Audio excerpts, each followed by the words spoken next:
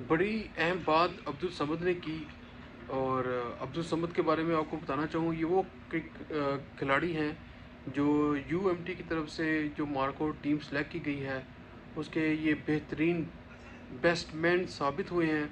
इन्होंने 100 से ऊपर स्कोर किया। और जब उनसे रज़वान के बारे में पूछा गया तो उन्होंने कहा कि रज़वान की ज़ेर निगरानी में मुझे इतना कॉन्फिडेंस मेरे अंदर पैदा हुआ है कि मैं अगर ये कहूँ कि वो कभी अपने खिलाड़ी को गिरने नहीं देते, हमेशा मुस्बत रवैया इख्तियार करते हैं, जिसकी वजह से उनकी कप्तानी के अंदर हमेशा जो उनसा वो मुस्बत रवैया देखने को मिला है।